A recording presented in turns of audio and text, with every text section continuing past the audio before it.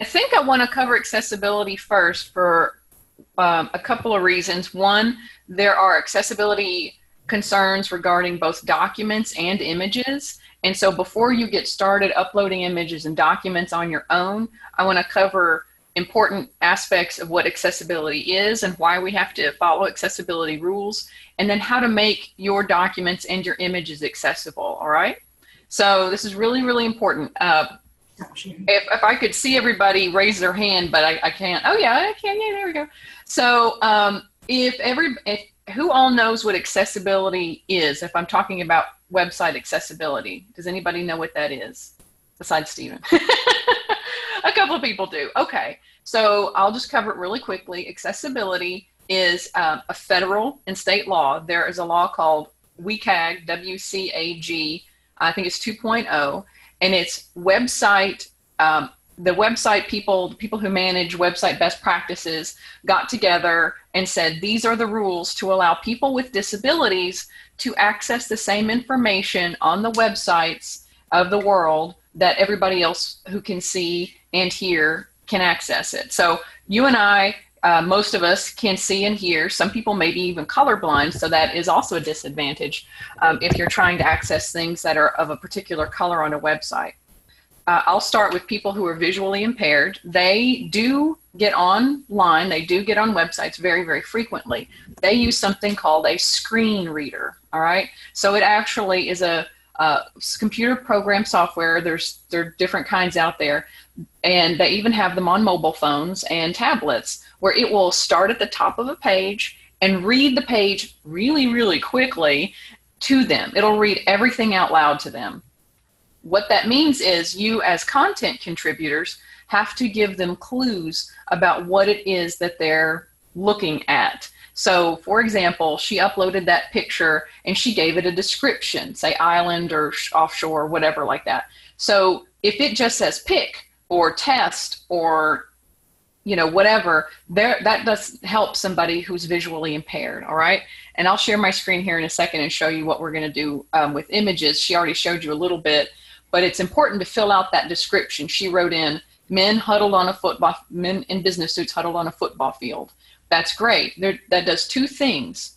It tells the visually impaired person what is going on in that photo. And it's important because what you're putting on the website typically is either maybe scientific information and there's a photo supporting it. Say you've got a county agent or somebody or specialist that put up a photo of a sick cow. And this is a photo of the cow with the symptoms of that illness. That's really a good visual support for what that text is. Sometimes our images are just more decorative, but it's still important because that visually impaired person has no idea what is in that photo. There's several reasons it's important to follow these rules is because the university system just adopted a internal law that we have to apply by these standards. And there are federal and state regulations because we get federal and state money. It is a law. It is an actual law we have to follow. If we do not comply, there are several repercussions. There are 2 universities in the UA system right now currently being sued for their websites not being accessible. So this is something incredibly important, and I want you to be aware of it when you're making your documents and when you're uploading images especially. And so with that, that was visually impaired people. Graham had a question earlier in the chat about video. Video is fantastic, and I really, really want everybody to think about adding supportive videos, because if a picture is 1,000 words, a video is 1,000,000 words, because you can do a 10-second demo video and pop it up on YouTube, embed it on the website, and actually show people what's going on, how to prune forsythia or something like that, proper ways to do things.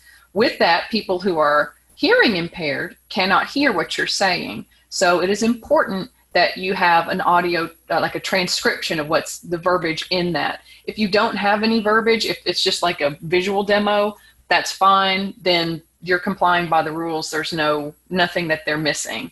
So just think about it. If I can't hear and I can't see, and in some cases, people don't have hands. And so tabbing is important, but that's a whole other topic. You don't have to worry about that. That's something that we, as the programmers of the website, have to make our site accessible to people like that. We're actually going to have a training internally in a couple of weeks hoping to get our site in compliance. Most of our site is in compliance, but we're just going to cover today what you as content contributors can do to make your content accessible. So I'm going to start sharing my screen really quickly. And I will go ahead and share my screen.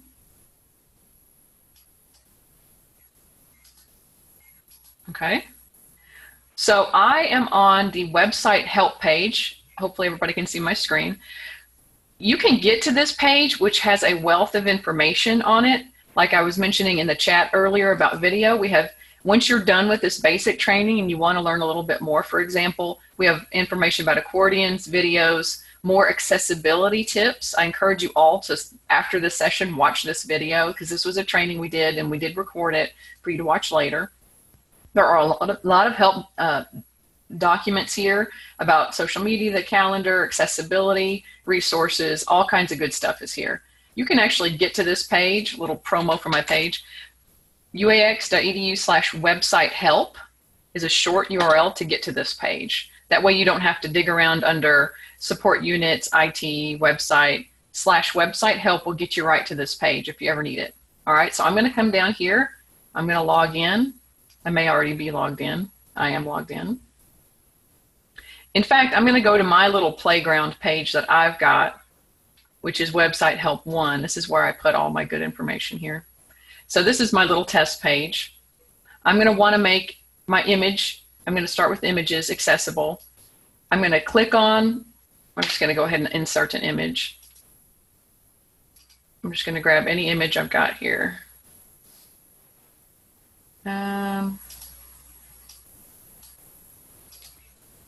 All right, this is a good image. So this is a montage image. So I've got sort of a collage going on here.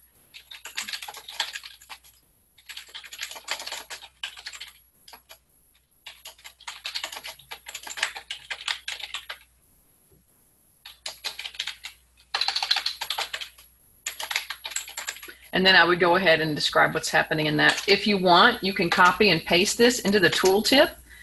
The tooltip is for people, if you've ever done an image search in Google and you're looking for, say, an image of a cow or something like that. Someone has named, you know, say cow sick with something disease. Then you can do a Google image search, and that's where this tooltip comes in. Because the world's biggest screen reader is Google. So imagine Google can't see. You have to tell Google what you're putting in there. It is a machine. It cannot see. It cannot recognize photos. It can only recognize the description you give to a photo.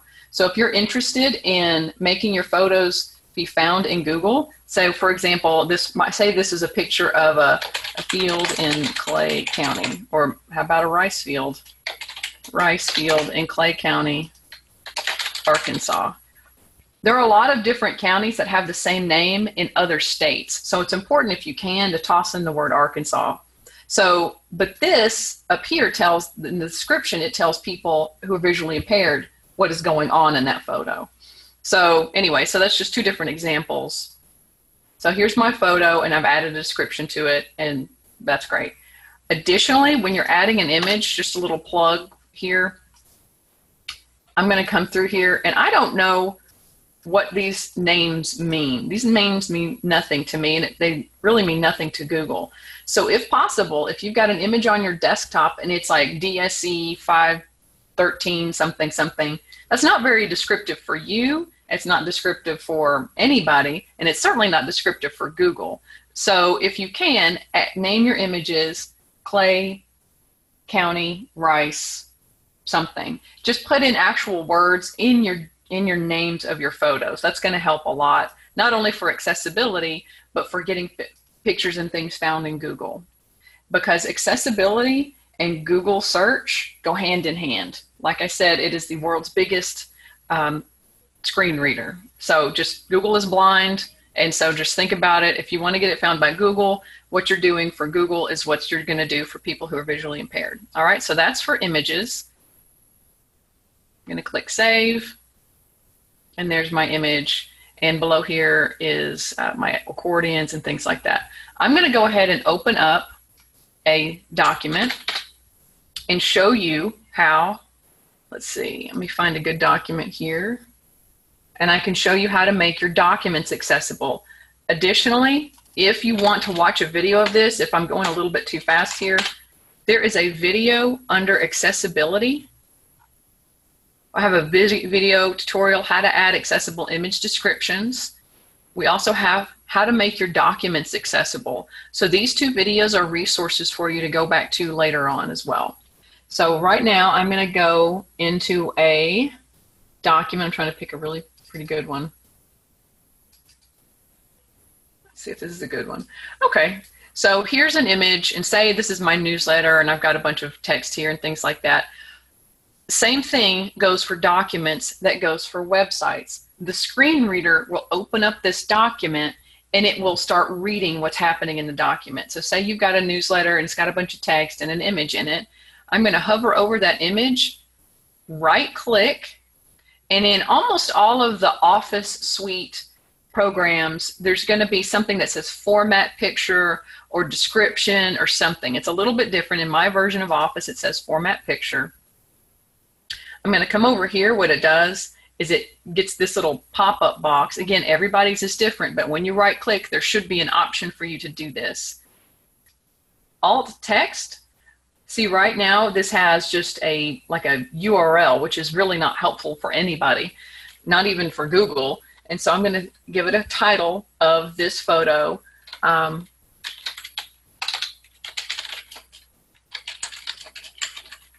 then the description, I'm going to put if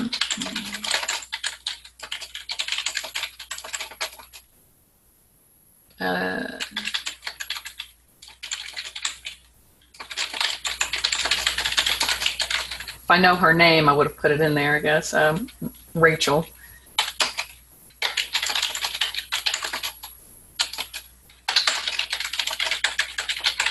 All right, so that's a pretty good description. And I don't really have to do anything else. Once I add that, there's really no save button at that point. That's always bugged me. There's not like a little save when you're done. It automatically saves it for you. I'm going to save this as a PDF.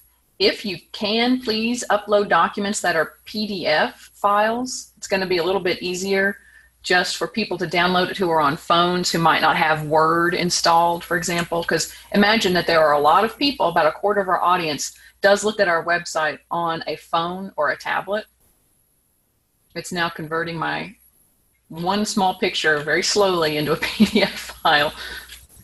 All right, so now it's a PDF file.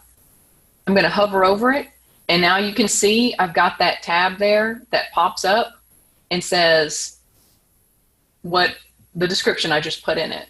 So now anybody who's visually impaired can hear what is happening in that photo. All right, I'm going to do that before I upload these documents to the website. So now say I want to upload that document, edit main content area.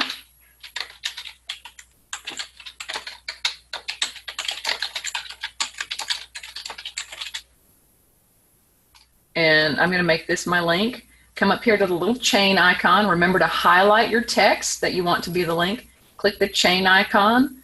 I'm going to browse. I'm going to make sure I'm in the right folder. Right now, I'm just in the main IT folder, and you can see where you are in this path right here. I'm going to come down, find my docs folder because I'm uploading a document. All right, now I'm in the docs folder. That's good. This is only to keep everything tidy. So if you have an image, you're going to upload it to the images folder. If you have a document, you're going to upload it to the docs folder. Upload, add, and I'm going to go to my desktop. I think this was it. Start upload. It was successful. I'm going to insert, and I can just copy and paste this to the title. Remember, I'm going to do target, new window. Always do new window if you're uploading a PDF or a Word file. Always, always. Click OK, and there it is. So now I've made my document accessible before I upload it to the website. There are probably documents that are in your pages that you're going to edit that aren't accessible. That's probably okay. It's just going forward, you're going to want to make sure everything is accessible. Everybody else, probably in your county, a lot of people in your county or your program areas have been trained on accessibility, so there really is no excuse for it not to be accessible. When you submit your pages to Stephen or to Becky when you're ready, because I have a publish button up here. That's because I'm a level 10. You should have a submit button up here, submit for approval or something like that. So what our job is to look at what you uploaded, let us know when you do hit submit and say, I just uploaded a Soybean Science Challenge Award winner document. Great. So Becky can then go in and she can check and make sure that it's accessible before she hits publish. Once you get to the point to where you're comfortable and we've made sure that all of your content is looking good and you're really consistent with uploading things, you will then be granted the ability to publish your own pages. But we're your training wheels right now. So as you're learning how to do this, we're going to be there as a backup for you to make sure you're doing everything correctly. I'm going to hit the little, anybody remember floppy disks? So I think some of us do. I remember. So it looks like a little floppy disk. That's the save button. That's become the universal save button. All you youngsters probably don't know what that is. But anyway, actually, I think it's a 3/4 inch disc or something. But anyway, so there it is. And this little yellow light bulb means I have the page checked out. And say I want to publish this. This is my test page, so I don't want to publish this. But if this was something I wanted to submit to Becky or to Stephen, I would hit submit, and then it would go off and be submitted to them, and you would not be able to edit the page anymore until one of them publishes the page or resubmits it back to you and says you need to go back and make your document accessible or your images accessible or fix some other things on your page. So just know that you're not just set out there alone. You do have us to help you if you want to make anything, if you're not sure about stuff. So say I wanted to allow Stephen to edit this page. I'm going to check my page back in. My little light bulb now is clear. I can come up under content and see a whole list of all the pages that are in our section. I can actually check out the page here. And then if Stephen were to go into our section, he would see a little red lock there. So if any of your pages are locked by somebody else, that's where you're going to see that little red lock. It could be that other people in your department have checked out a page already, and just let us know and we can kick them out of there. The system is only set to have one person edit a page at a time, which makes sense because you don't want to be on top of each other making changes.